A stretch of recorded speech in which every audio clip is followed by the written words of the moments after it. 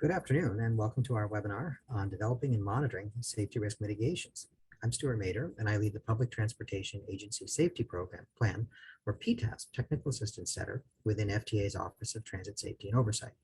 We're also joined by Andrew Lofton, a contractor supporting FTA's PTASP Technical Assistance Center. Throughout today's webinar, we invite you to type your questions into the Q&A box. FTA will review these questions and will provide answers at the end of our presentation. These slides and a recording of this webinar will be available on the PTASP Technical Assistance Center's resource library within a couple of days. Today's webinar will provide you with the knowledge and skills to support the development and monitoring of safety risk mitigations. After this presentation, we hope you'll be able to identify mitigations in response to safety risk assessment data, describe the process for documenting mitigations, and identify mitigation monitoring methods. We're excited to be joined today by two industry speakers, Seth Page, Safety Manager at the Greater Portland Metro, and we're excited to welcome back Sarita Stevenson, General Manager of the Waco Transit System, who spoke with us during last month's webinar on safety risk assessment in practice.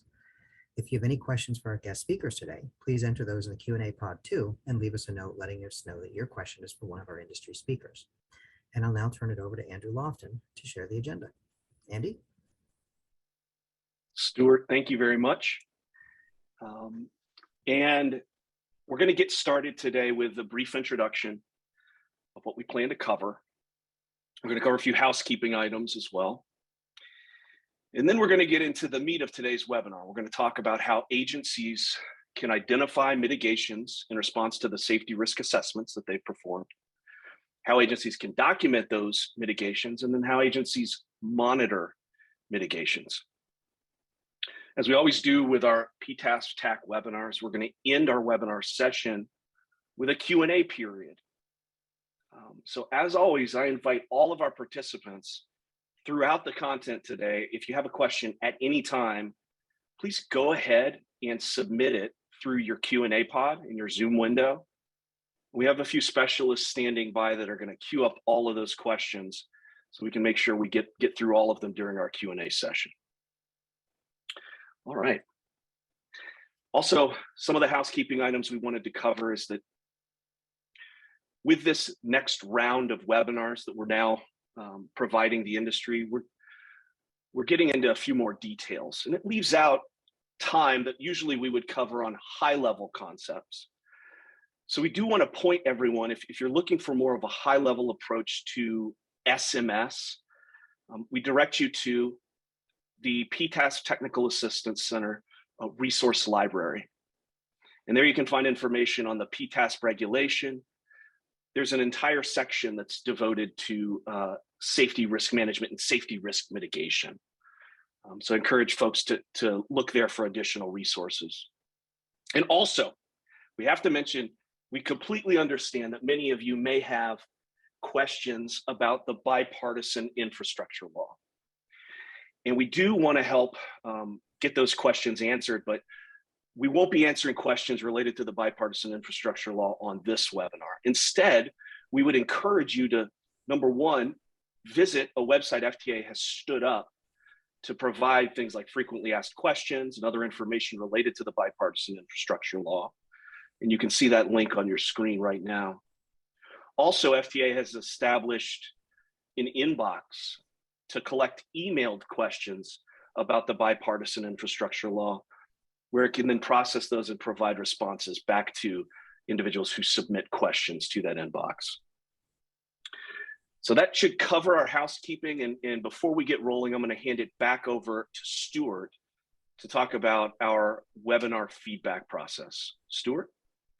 Thanks, Andy. We want to take a minute to thank everyone who filled out the survey at the end of April's webinar. Your feedback continues to help us develop and deliver resources and tools that are most relevant to your needs. And based on your feedback, we're continuing to evolve the webinar format, so you'll hear from more voices, including industry speakers who will offer their insight and perspective throughout the webinar. We've also integrated audience polls at 3 key points throughout the webinar, giving you opportunities to contribute to the presentation, and you're also seeing us on screen. At the conclusion of this webinar, you'll have another opportunity to share your feedback in a brief survey, and we look forward to your feedback on these changes. And now, for the first audience poll, we'd like to get a sense of the role you play in safety risk mitigations. You'll see the poll appear on your screen momentarily.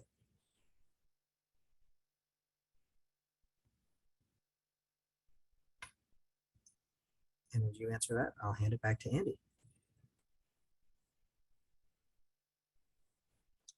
Thank you, Stuart. And thanks in advance for all the amazing engagement I'm sure we're going to have with our participants today. And so again, our first poll is just trying to get an understanding of what role you play in your agency's safety risk mitigation processes. And let's see here, the results are in, and it's great to see we have at least about 80% are involved in some way with safety risk mitigations, and most of those individuals are involved in both developing mitigations and the monitoring of mitigations. And we have some people that are not involved in the safety risk mitigation process, and I think that's okay.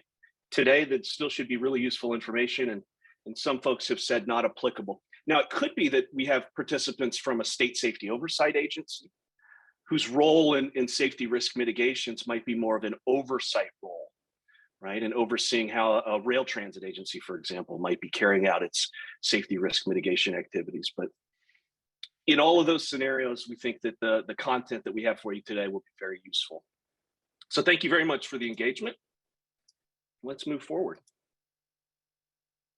So as we discussed, we're going to start off by talking about the identification of safety risk mitigations. Now, always when we talk about elements of SMS that deal with requirements, we like to demonstrate where this requirement sits within the overall safety management system structure. Now, as a reminder, the PTASP regulation establishes requirements for a safety management system, or an SMS. And that includes the components we all know by now: safety promotion, safety risk management, safety assurance, and safety management policy. So when we're talking today about safety risk mitigations, we think about requirements, it's important to realize that safety risk mitigations actually fit into two of those components pretty clearly. One is safety risk mitigation, or excuse me, safety risk management, within which an agency actually develops mitigations to address safety risk. But safety risk mitigations also have an important role within safety assurance.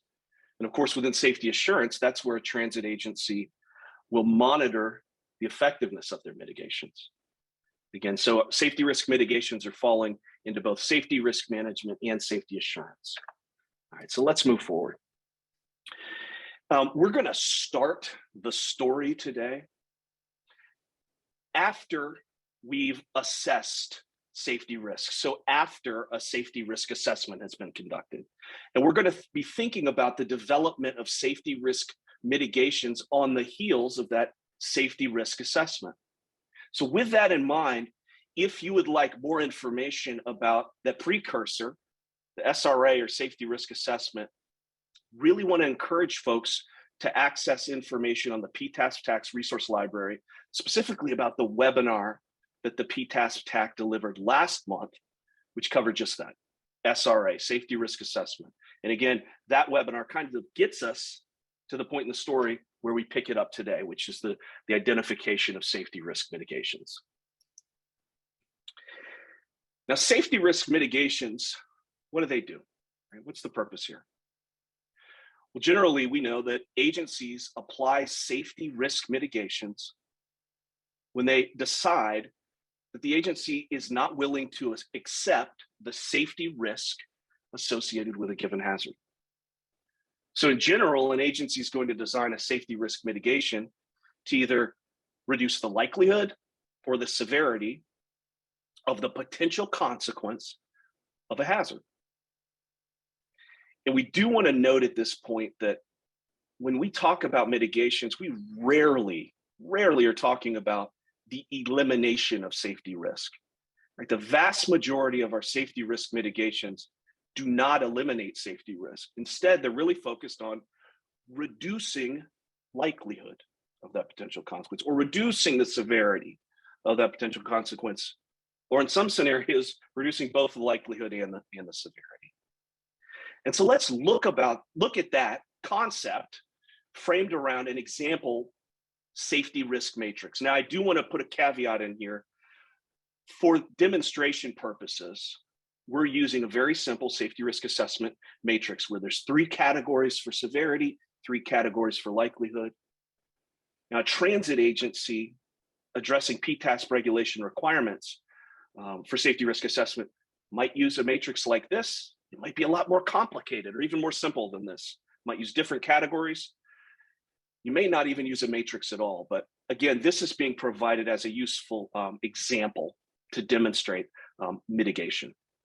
So back to our example, a mitigation typically is going to do, like on your screen now, maybe move our assessment of likelihood from frequent to occasional, right? To make this potential consequence less likely to happen, or maybe from occasional to remote, or maybe based on what the assessed value from frequent all the way down to remote.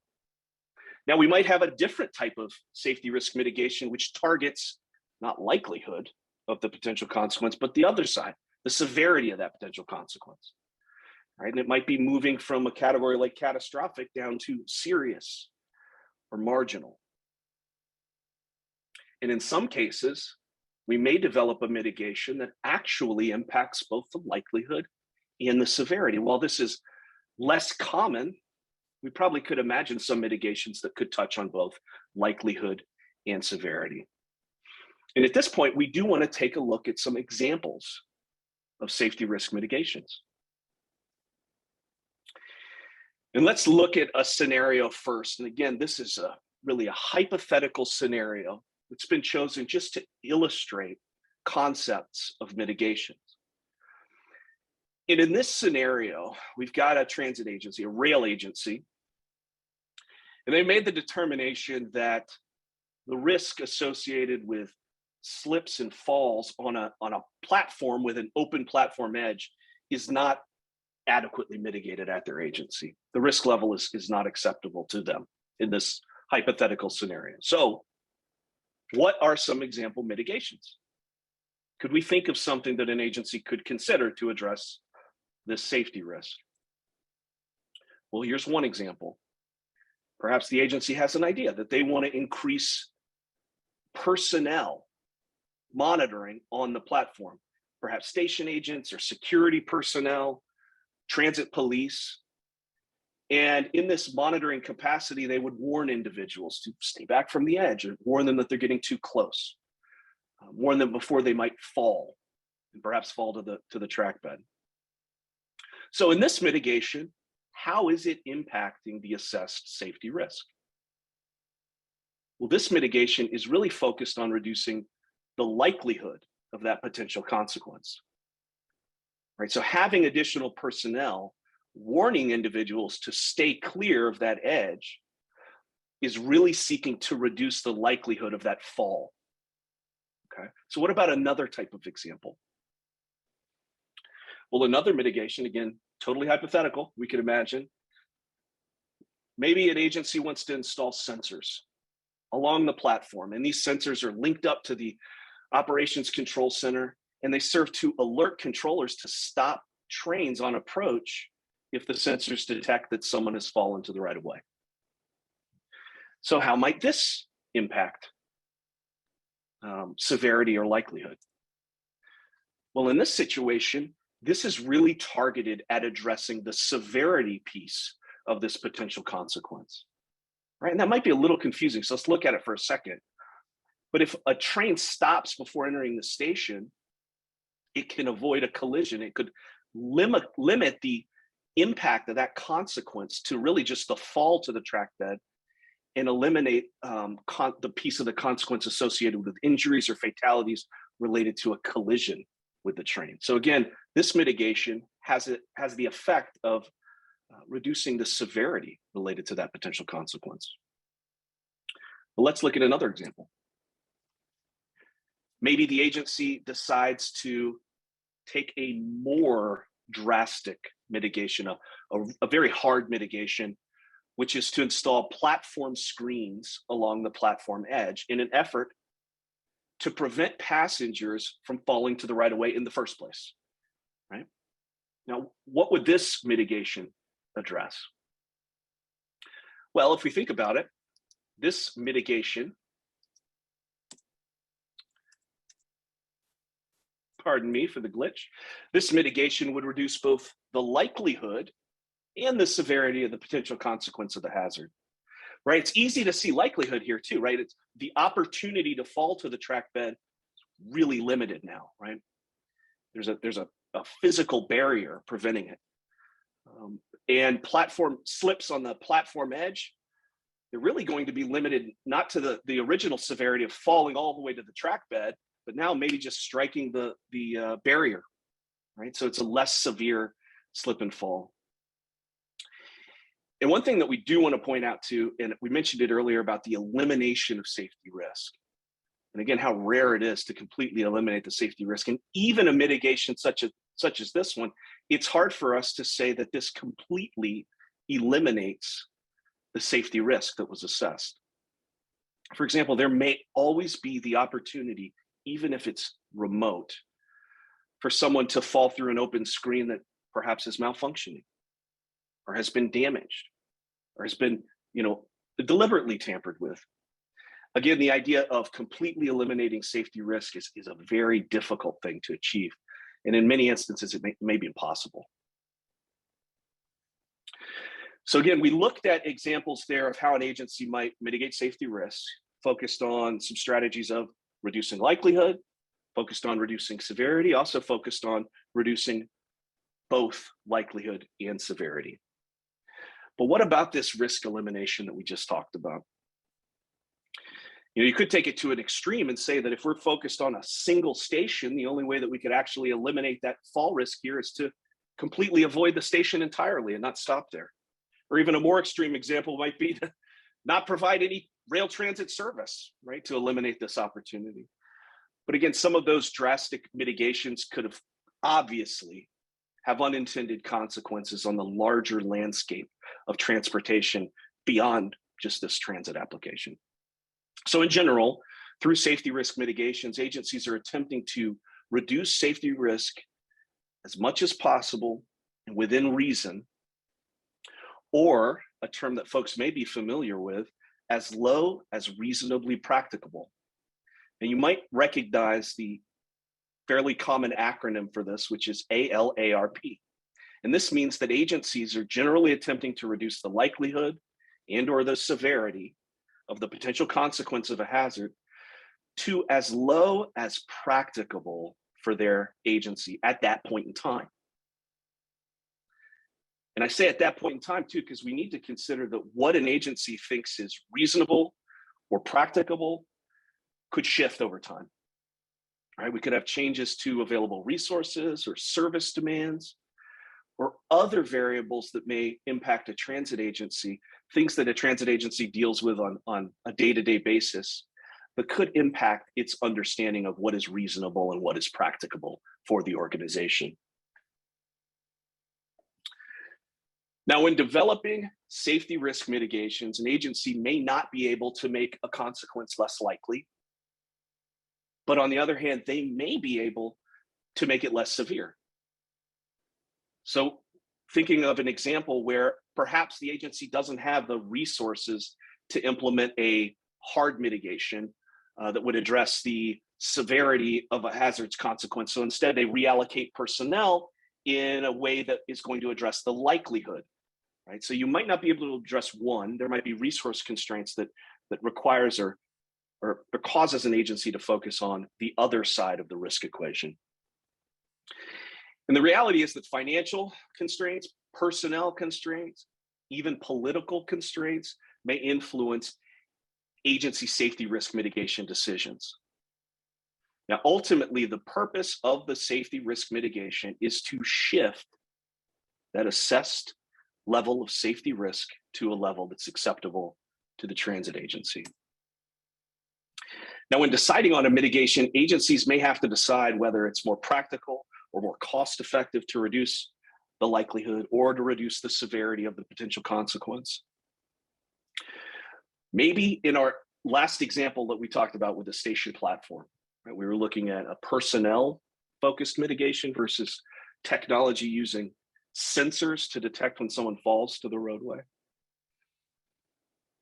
Maybe the agency realizes that doing this personnel focused mitigation is a lot more practical than to install these sensors. On the other hand, it may decide that because of personnel constraints, that's too expensive, and that actually installing the sensors is a more reasonable and practical approach. And again, it's just going to depend on the constraints that the agency is faced with and how the agency decides to address its assessed safety risk. Now, one more thing that we do want to point out, something that's pretty important to keep in mind, is that safety risk mitigations, and again, this probably is true for all activities that a transit agency undertakes, but safety risk mitigations don't exist in a vacuum. And what that means is that implementing a mitigation, there's the potential that that could affect and maybe even increase safety risk associated with another hazard. So let's take our example. We talked about adding a sensor that would alert the operations control center, right? We could imagine in a hypothetical situation that maybe this sensor, in producing notifications to the control center, perhaps even with the technology, there may be a number of false positives, could overwhelm the calls coming into the control center. And that could negatively impact safety risk associated with control center activity and workloads and distraction for the personnel manning the control center. So we do want to consider that mitigations don't exist just in a vacuum, and that agencies really need to think about the impact that those mitigations could have on other hazards and other existing mitigations. Now let's take a different example. And in this example, we have a mitigation which is reducing intersection approach speeds, right? And requiring the approach speeds to be reduced significantly in this hypothetical example. And the idea would be that this mitigation would give the operators more time to assess the situation on the road and to identify any potential concerns or obstacles, situations. Now, while this may reduce the likelihood that a bus will collide with a pedestrian or collide with a cyclist or another vehicle in that intersection, what about the other considerations? What about the other impacts that a mitigation like this could have on the transit system? Well, we could imagine that if bus service overall is slowed, and it's not just about that one bus approaching the intersection, you may have an unintended impact on your overall schedule and adherence to the schedule. And of course, that could lead to more crowding at bus stops and stations, more crowding on vehicles. It could increase the potential for passenger boarding and alighting injuries, slips and falls. It could have folks become frustrated with transit service and change their transportation patterns. So there might be a lot of considerations that unintended that you might want to think about when developing mitigations. Now, also when considering safety risk mitigations, it's important to remember that not every mitigation is equal. Not every mitigation is as effective as another. Right? The effectiveness of a mitigation is going to vary from one to another. So what does that mean? When an agency is deciding on what mitigation strategy to take, really the focus should be is whether or not that mitigation is going to move our risk level to a level that is acceptable to our agency. So for example, let's think of a hard mitigation, perhaps rehabilitation of a transit station that's done in an effort to eliminate a sightline obstruction for operators. And the agency can determine that this may be more effective in reducing safety risk than another option for mitigation, which is training operators focused on approach speeds. Right? So the agency might see that one is more effective than another. Of course, some mitigations, like perhaps the station rehabilitation, may be a lot more expensive. And so in some cases, agencies may decide to apply multiple mitigations to lower the level of safety risk associated with a potential consequence to get to that level that's acceptable to the transit agency. Right, so in our example, maybe the agency can't afford at this time to rehabilitate that transit station, to physically eliminate the visual obstructions.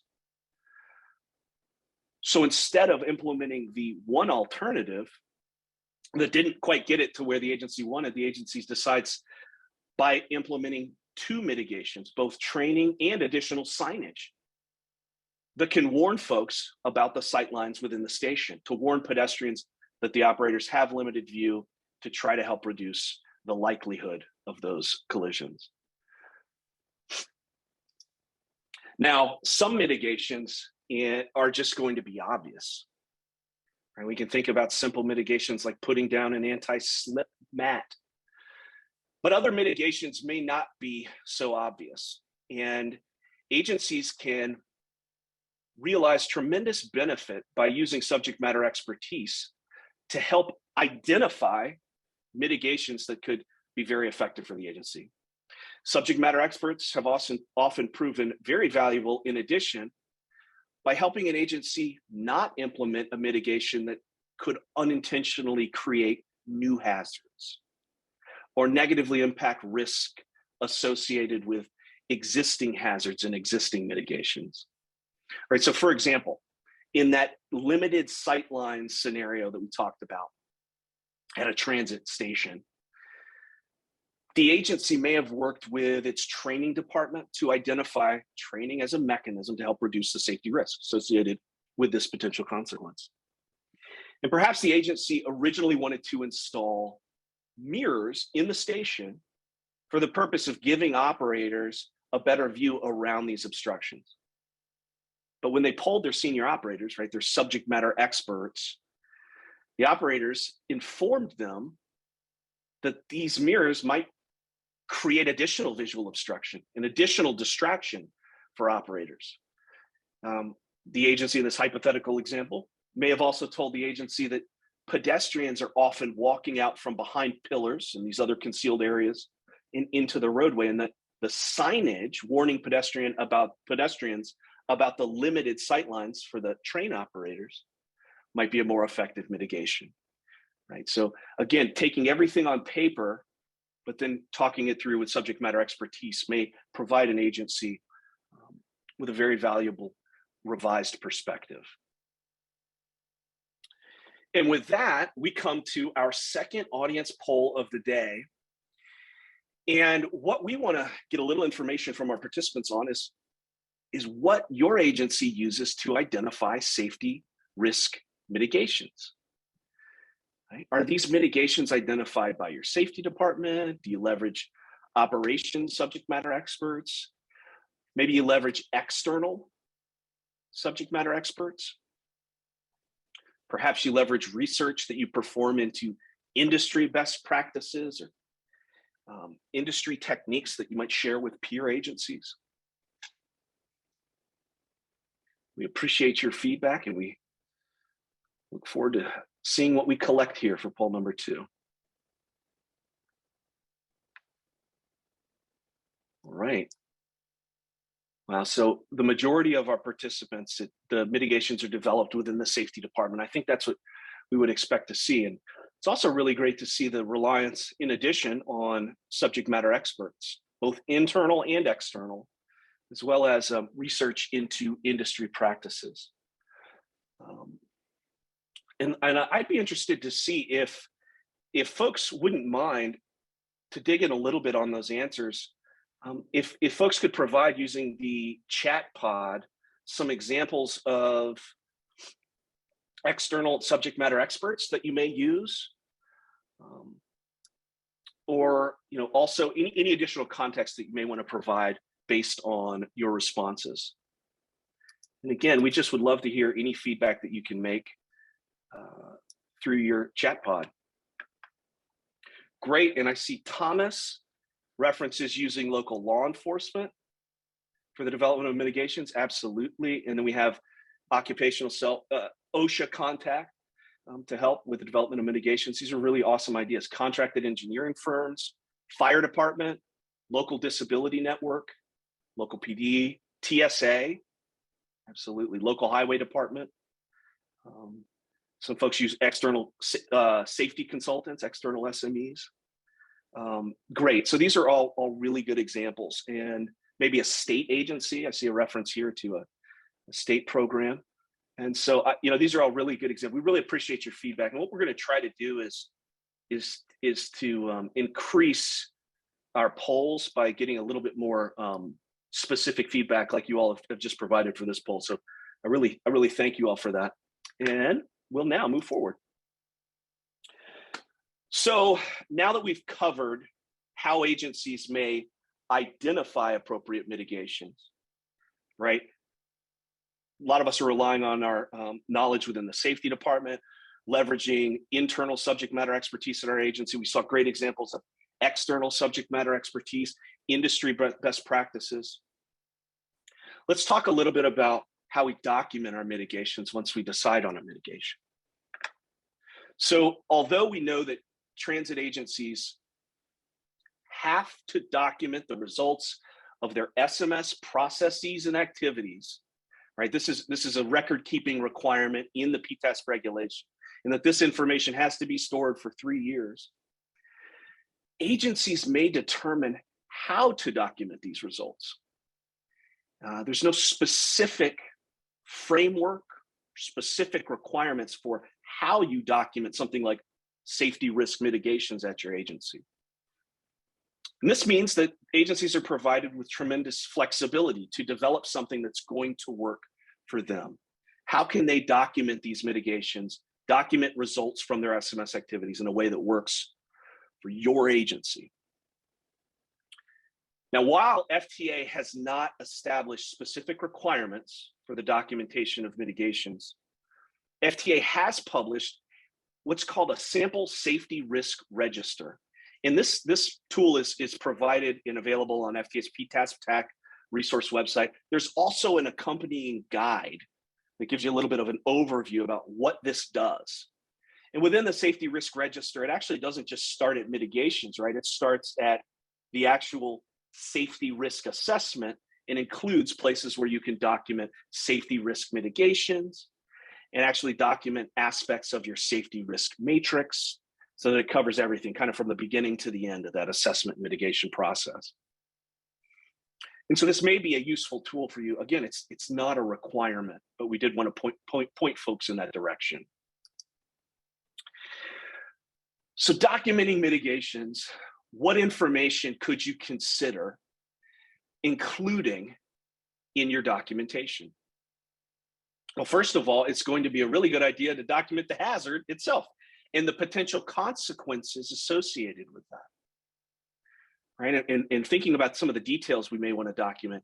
And a lot of this information I'm going to share with you on this slide, it's going to be information that's going to mirror a lot of the content in that safety risk register.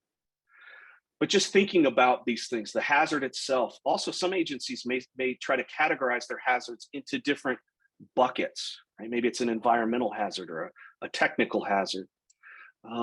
Agencies may want to identify when this hazard was identified and what was the source of the hazard identification.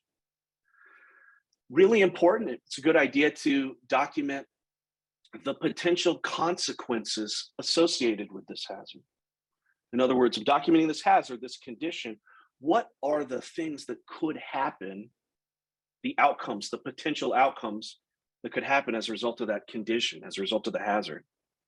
And also, it might be a good idea to identify any existing mitigations in place at the transit agency related to this hazard and this potential consequence. Next, it's a really good idea to identify that safety risk rating. And when we talk about the safety risk rating, we can say that it might be a very strong practice to document the original safety risk rating. And what do I mean by that? Well, we're talking about that safety risk rating, that composite of likelihood and severity that an agency determined through its safety risk assessment. Right? That's the original safety risk rating. And then also, it might be a very strong practice to document the revised safety risk rating. In other words, what's the anticipated safety risk after this mitigation is implemented, right? We think it's going to affect likelihood, So we might move the likelihood down to, we believe it's going to go to this new level, or perhaps it affects severity. So again, it might be a great idea to identify what the anticipated, the revised safety risk rating following mitigation would be. What about implementation? Actually carrying out what's involved in this mitigation, right? Really important, of course. So things like, who's going to do this? Who's in charge? Roles and responsibilities. Who's doing what, and when are they doing it? Timeframes, milestones, schedules, deadlines, to make sure that this mitigation actually gets implemented as designed.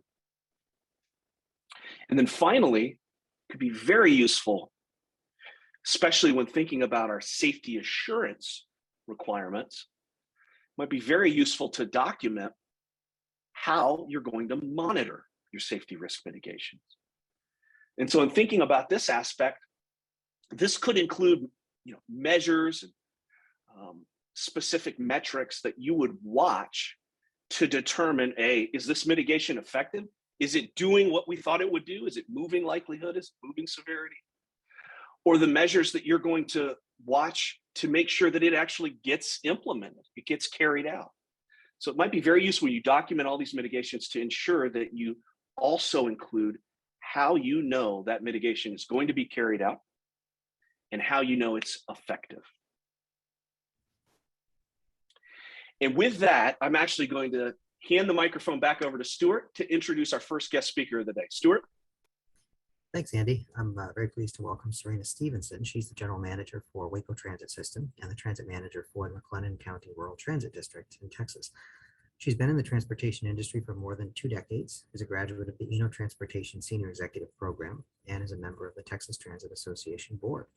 Serena is a champion for transit as a conduit that provides economic opportunity, a safer way to travel, and it reduces the carbon footprint. Serena, the floor is yours. Well, thank you, Stuart, and I appreciate the invitation to come back and speak. Again, this is just these are just some characteristics of our service delivery. We are small urban provider. We operate modal-bus and demand response. We have non-fixed routes. We run some downtown Waco shuttles. We have complimentary paratransit. We run some evening link services, and we offer services Monday through Saturday. We also provide services to Baylor University. It's called The Bus. That's Monday through Friday. And we also offer some services on the weekends for the students to get back to campus. We maintain our own vehicles, and we also have an interlocal agreement to do maintenance for one of the rural providers. Our transfer center is an intermodal facility, and so we currently have a lease with FlexiBus for intercity bus services. They bought out Greyhound. We provide 5310 purchase of service with our Meals on Wheels provider in the city of Waco. And we also provide 5311 rural services under that interlocal agreement between the city of Waco and McLennan County. Next. And so what we're going to talk about today with regards to our mitigation process is, first, I want to kind of talk about this chart. So for us, we are all about promoting, and communicating what's going on within our organization. So this system process is, we have it on posters. We want our operators, we want our maintenance staff, we want our administrative staff, we want everyone who comes into our facility to understand that this is the process that we use in order to make our decisions. We all know that we had to move from a punitive approach to a more just cause approach. And so getting the buy-in from our operators and our maintenance staff was really about showing them that it's not just something we're going to say. We need to be able to show you the process so you understand what we're doing, why we do it, and that we're going to be consistent in doing it every time. So as you guys can see, we'll see the hazard, it's reported, and we have a couple of ways that our individuals, internal as well as external, can communicate that they believe there's a hazard out there. We have a QR code that our operators can scan.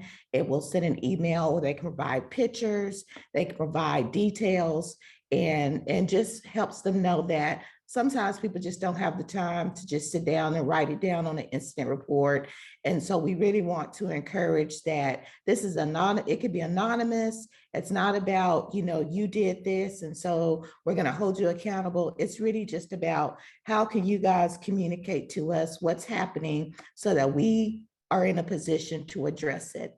And then from there, our Site Safety Council meets. We meet every second Thursday of the month. And so it gives us an opportunity to look at anything that was reported. And our QR code email, it comes directly to my email box, because I wanted people to know that, a lot of times if the supervisors get the information, they think, okay, they're just going to come and write me up because this, that, or ABC happened, so now D is going to happen. And so for me, this allows them to know that I am going to look at it. I'm going to communicate on our safety TVs. I'm going to communicate what was brought to our attention and help them understand what we end up doing. Our Site Safety Council is not about discipline. They have no disciplinary determinations. All that goes through our ops staff. So we really want to show that this is a separate process where we monitor, we analyze, and we make an assessment.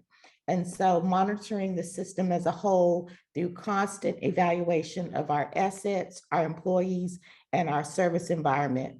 After we analyze our data to identify our trends and the hazard identification of our safety events and other safety performance measures, we make sure that we communicate it.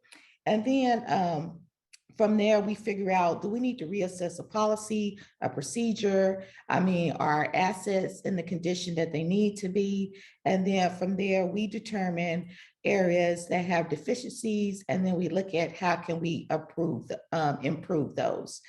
For us, it's kind of like Andy stated, our mitigation strategy is basically what's practical to Waco Transit System, and then we prioritize that to a level of safety based on our resources and our constraints that are available for us to use. And so you have to take this from your system approach. You have to figure out, is it something you can manage with people? Is it something that's going to require infrastructure investment? But you need to be able to sell it based off of the data so the decision makers understand that ultimately, if we can mitigate this now, it may save us money instead of waiting and keep kicking the can down the road. And then eventually there's something that could be severe. So again, we want to look at our hazard, and we also have an opportunity for the community to engage us. We have a platform called Rock Solid that the city of Waco manages. And so citizens, if they see something that's happening in the community on our system, a low hanging tree branch, they're able to put that in.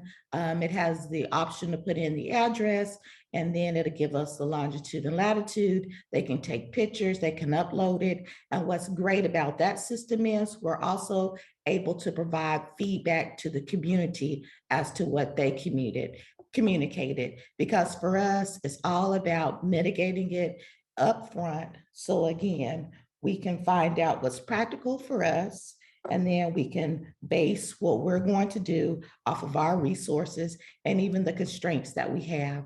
So again, communication consistently and including everyone in the organization has been, key for us to transition the mindset that has been about, I'm going to get written up if I say this. And so we just want them to buy into the direction we're moving.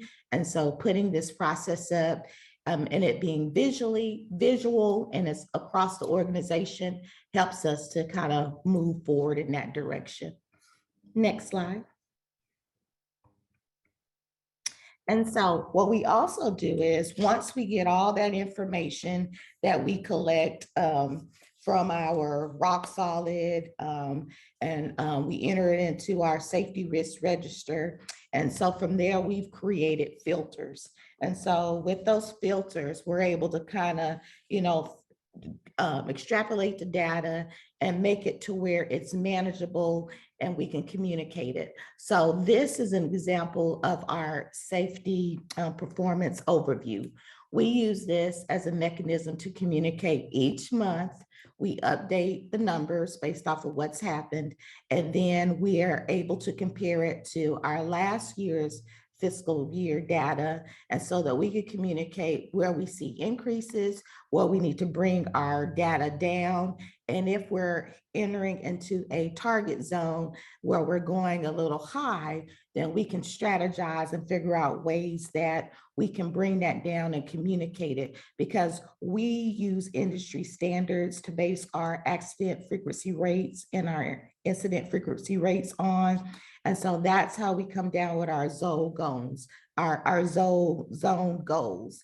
And this is something that RATP does for all its properties. We provide the data, we get the spreadsheet to communicate. And so if you can see in the event we were out of the zone, the numbers, the colors would change in the target status zone. And so each month we're watching that, we're monitoring that, and then we have some key performance indicators that we want to make sure that we focus on. While you can see the safety trends for our collision causes as well as our injury causes are below, those are the specifics. We have some key things that we want to ensure we don't head into a higher zone. And the zones are a new format of measurements for us, and it's a quick reference so that we can see our trends as well as how the data compares. For me, it's about communicating consistently with our operators, our maintenance staff, and when people come into our building, if they're in the driver ready room, if they're in our conference room, we have this data circulating so that people know that safety is something that we take serious. And we really want to strive to control the risks. And again, it's about constantly and consistently communicating. Safety promotion with everyone. We are striving not just to take the notice after an incident or an accident occurs, but we want to take it proactively. So again, our safety performance overview, which is this slide, we look at our year-to-date risk, and it helps us develop plans to mitigate that risk. And again, you see our key factors for our zones. They're outlined 1, 2, 3, and 4. And so while there are no fail safes, because things just happen, you can mitigate. What you can do is strive to fail in the safest manner possible. And so when you're dealing with people, things are going to happen. But as long as you are working towards bringing that down to what's practical for your organization, and you have the data to support where maybe investing, is what you need to do so that you prevent long-term, catastrophic incidents, use the data. I mean, a lot of our systems don't have a lot of money to buy, technology. I mean, there are great things out there. There's the Track It app. There's all kinds of apps. But, Excel, if you have to use that, create you some fields, filter that information down, and hey, don't make it difficult. Do it each month. Put it in place when you have your accident review boards. Look at it and then say, okay, what day of the week did this happen? What type of weather was there? And then from there, make a decision that's easy for your system to manage. And hey, be practical about it. If you got to use Excel, filter it down, use it, and show your people every day that, or once a month, whenever you do your meetings, that we're trending up, we're trending down. But when you just talk about it and you don't have the numbers to support it, then people just say, oh, they're just making up something. But if you show them each month that they're doing well, and they know that you really are taking safety seriously, then you'll begin slowly but surely to bring people, full circle with the SMS process. So when I'm gonna close out by just saying, remember that tracking is necessary to prove what the data is showing to support the necessary changes that need to occur. And I also want to reiterate that if you track by month, you can compare those trends and you can show people that, hey, we are doing better. What we're communicating is working. And then if it's not, you can refocus those energies proactively instead of waiting to the end of the fiscal year and then trying to tell people that, hey, we should have did this better. I mean, hey, if you communicate it timely, maybe you won't get to that point. So these are just some of the tools that we use at Waco Transit System. Again, Excel is a great tool to use. And if anybody has any questions or would like any examples of this, hey, I'm available to assist in any way that I can. So thank you, Stuart. Serena, thank you so much. We really appreciate your continued contribution to our PTAS TAC webinars. Thank you so much. And next, what we'd like to do is move to our next audience poll. And the question we'd like to ask all of our participants is, how do you document your mitigations? And like with our previous poll, we have a multiple select option. So we'd encourage you to select all that apply, and options are safety risk register, Excel, or other data processing solution. Maybe you use specialized software that you purchased or some other method. Look forward to hearing from you.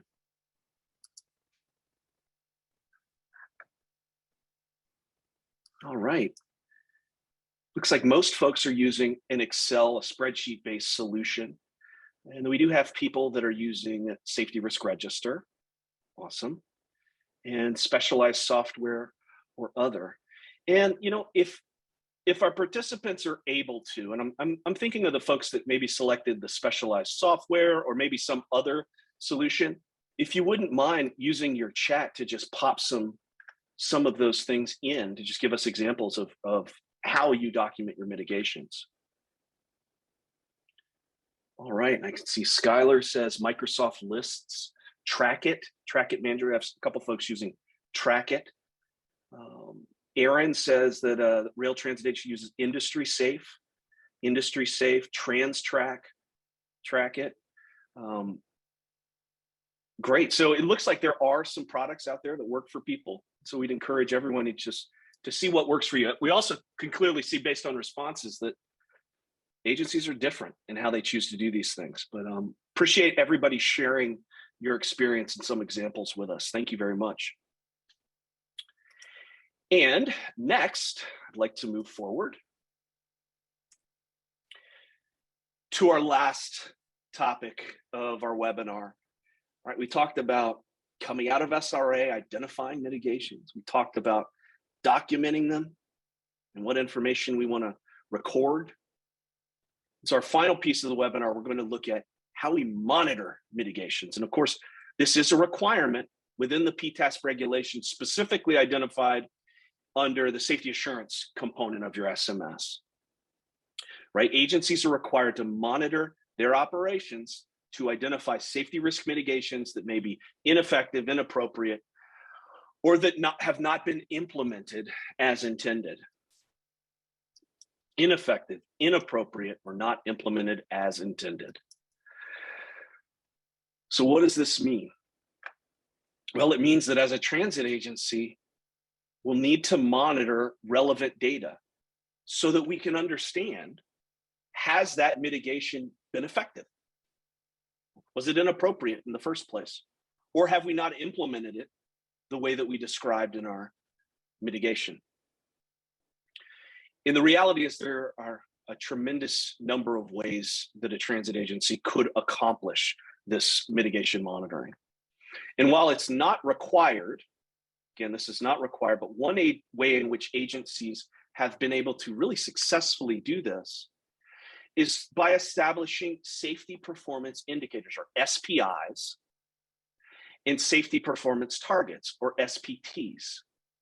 And by defining those for a mitigation, it gives the transit agency, right, a clear roadmap of what to watch to be able to determine if that mitigation has been effective and if it's been implemented as intended. Now, for some transit agencies, the reality is that this might just not be doable based on resources and data availability.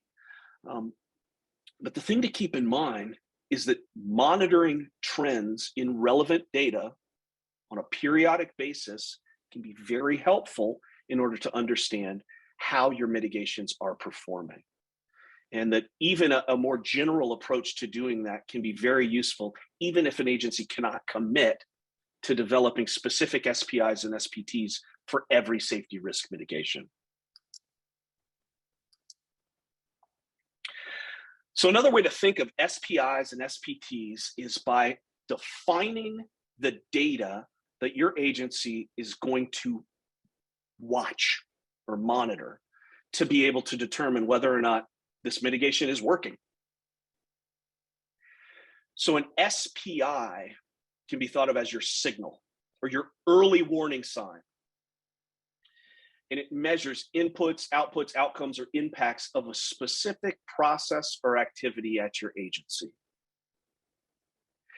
Now, a safety performance target or an SPT, you can think of as the threshold, right? The quantitative number, the limit that you're using to draw conclusions about your safety risk mitigation, right? So it's a quantitative threshold, and it also includes something important is a specific time frame. So the amount of improvement that you want to see quantified over a specific time frame, right, is a safety performance target. So for example, if your SPI or your safety performance indicator is the number of passenger injuries from slip and fall events on vehicles per vehicle revenue mile, right? That's the early warning sign. That's what you're watching.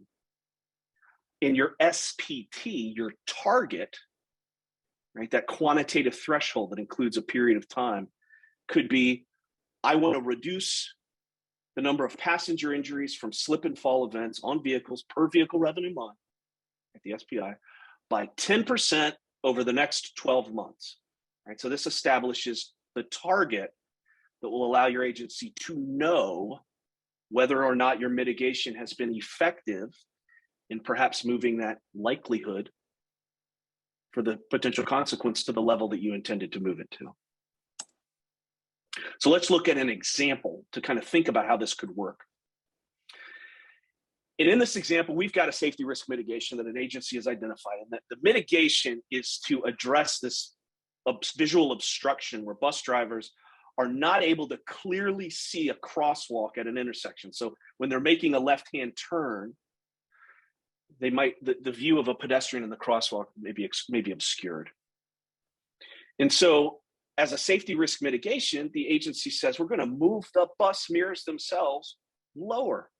And by doing this, we're going to actually just completely remove the obstruction. So let's talk about some examples of SPIs and SPTs. So first of all, if we want to monitor the effectiveness, how well is this mitigation achieving the outcome that we wanted to achieve?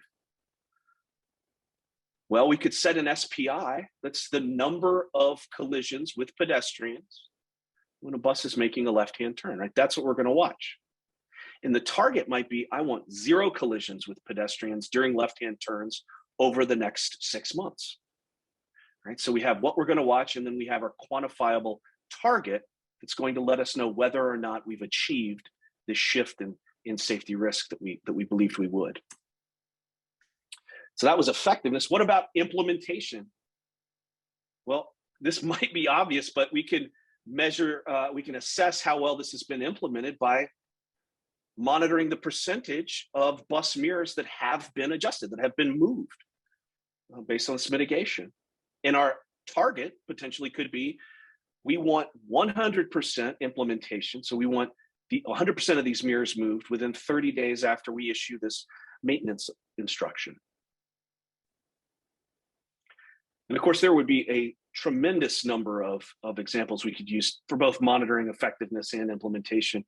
Right, our first example for effectiveness, we talked about actual number of collisions.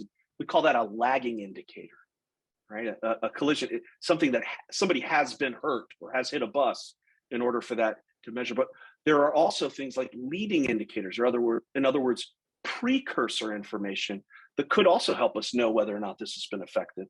One example of that could be operator reports about mirrors blocking the line of sight, right? And perhaps the agency sets a target for this SPI. It sets an SPT of reduction of over 75% of these obstruction reports from operators over the next 6 months.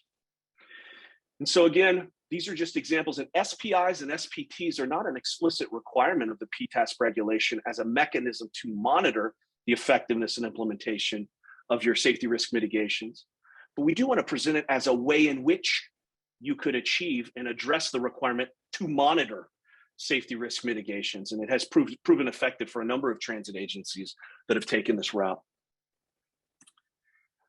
Now, also, while not specifically required by the PTASP regulation, some agencies have found tremendous benefit in documenting all of this information in something that's called a mitigation monitoring plan, right? To formally document how the agency, after defining this mitigation and getting it approved, getting it resourced, and starting to implement, how it's going to monitor that.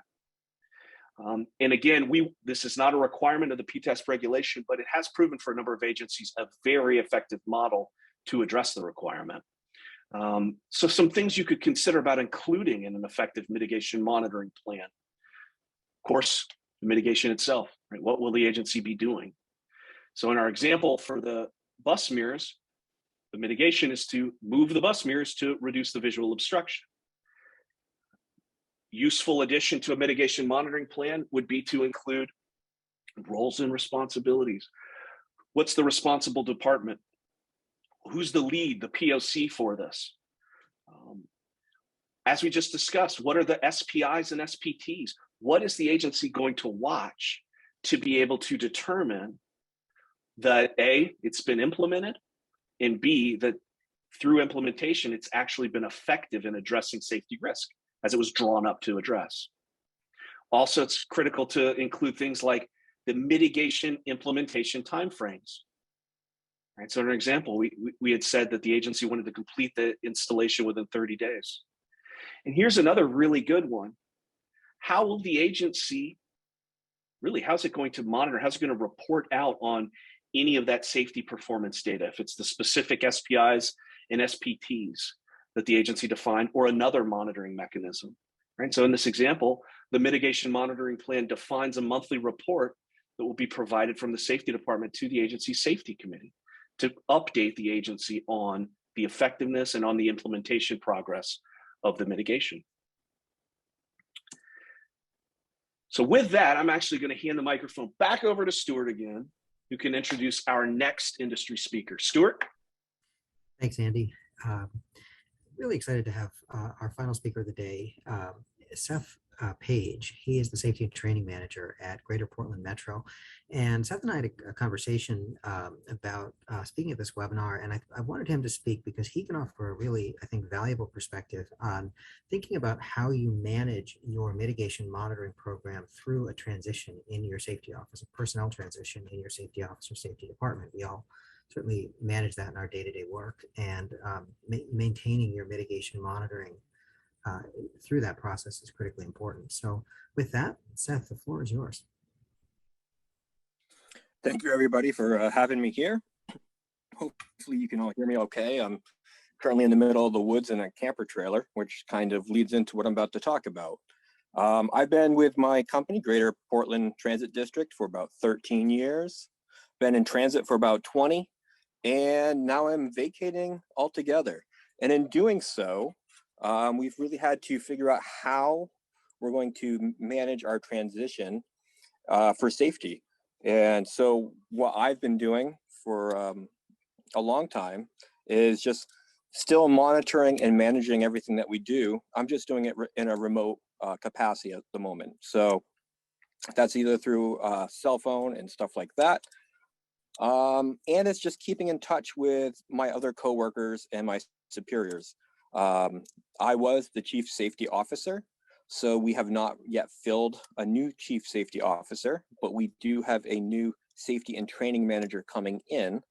So my duties have been kind of spread around the office, so to speak. We are due to our service area, we're a larger transit agency, but we still are sized like a small agency. We don't have a whole lot of management. So everybody wears multiple hats. Because of that, it's a lot easier, I think, for us to pick up multiple roles as we move things around. So things such as our employee reporting program, we have lock boxes in our different lobbies that operators can fill out forms and drop them off. I've just handed off keys to other people so that they can pick those forms up and read them and see if they need to add any sort of mitigation tactics to fix them. And if they can't, they just reach out to me. They can forward me emails, they can call me. As long as I'm in a service area, they can get a hold of me. And what we've done basically is they've retained my services for about through the summer, basically. And that way, if any questions arise, anything that somebody in my office isn't aware of how to handle effectively, they can just reach out. We've kind of decided that this is the best method to handle this stuff. It's kind of a new world for us in keeping this much data and this much many spreadsheets and stuff on how to handle safety. And it's probably like that for a lot of other smaller agencies out there. Because in the past, we just didn't do that kind of thing.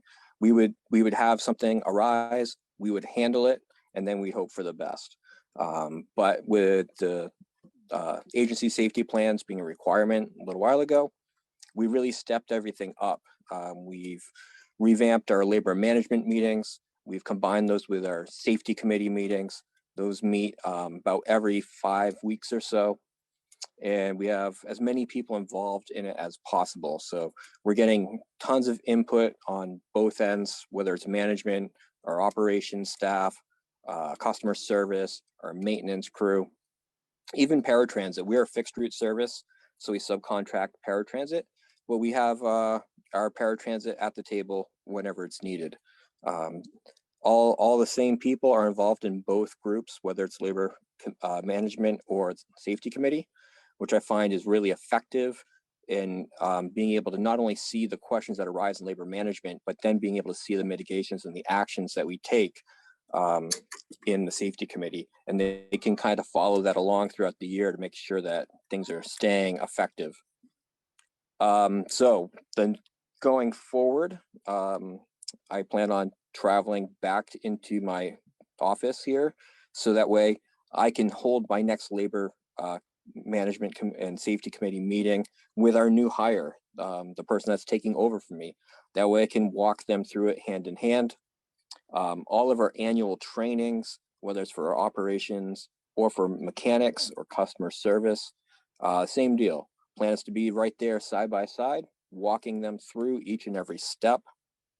And hopefully they pick it up pretty quickly. If they don't, I'll just keep on doing what I need to do.